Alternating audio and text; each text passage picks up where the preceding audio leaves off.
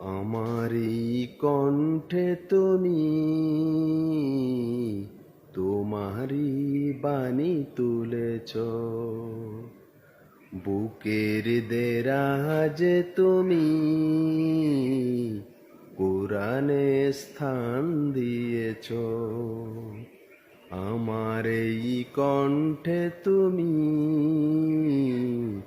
তোমারই বাণী তুলেছ, বুকের দেরাজে তুমি কোরআনে স্থান দিয়েছ। এত ভালোবাসো কেন মালিক আমায়, কি করে শুকর তার করি আদায়। এত ভালোবাসো কেন মালিক আমায়, এত ভালোবাসো কেন মালিক আমায়। আল্লাহ তাআলা আমাদেরকে অনেক ভালোবাসেন। আল্লাহ তাআলা সত্যি আমাদেরকে অনেক ভালোবাসেন। আল্লাহর হাবিব আমাদের প্রিয় নবী হযরত মুহাম্মদ সাল্লাল্লাহু আলাইহি সাল্লাম বলেছেন, আমার একটি উম্মত জাহান্নামে থাকাকালীন আমি জান্নাতে প্রবেশ করব না। সুবহানাল্লাহ। আমাদের মতো সৌভাগ্যবান কয়জন হয়? আমরা গর্বিত, আমরা হযরত মুহাম্মদ সাল্লাল্লাহু আলাইহি সাল্লামের উম্মত হতে পেরেছি। আমরা একটু চিন্তা করি, এই পৃথিবীর লোভ লালসা মায়া এটা ধোঁকা, দুনিয়াটা একটা ধোঁকা।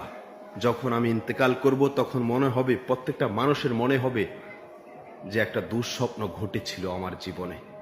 আমরা আল্লাহ তাআলার অসীম দয়া ছেড়ে আমরা দুনিয়ার সামান্য লোভ লালসার ভিতরে পড়ে আছি। আরে ভাই, জান্নাতের একটি ইটের দাম এই সারা পৃথিবীকে 70 বার বিক্রি করলেও তো হবে না।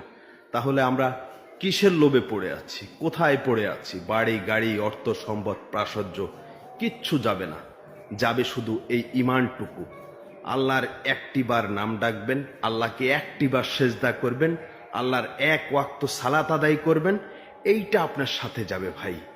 এ দুনিয়ার লোভ লালসা মায়া অহংকার কিছুই আপনার সাথে যাবে না। বাড়ি গাড়ি অর্থ প্রাসাদ্য কিচ্ছু যাবে না ভাই। যাবে শুধু আল্লাহ তাআলার ইবাদত। যেতটুকু ইবাদত করেন ওই ইবাদতটুকু যাবে, সততা যাবে, ন্যায় নীতি যাবে, আদর্শ যাবে, দুনিয়ার এই কর্ম আপনার সাথে যাবে। আপনার এটা পরীক্ষার হল, আপনি পরীক্ষার হলে আসছেন। এখানে আপনার শান্তির জায়গা না, এখানে আপনি শান্তি করতে আসেন নাই, এসেছেন আপনি পরীক্ষা দিতে। ভাই আসুন 5 ওয়াক্ত সালাত আদায় করি, আল্লাহ তাআলার নৈকট্য লাভ করি, আল্লাহ তাআলার ভালোবাসা অর্জন করি। আল্লাহ তাআলার ভালোবাসা অর্জন করলে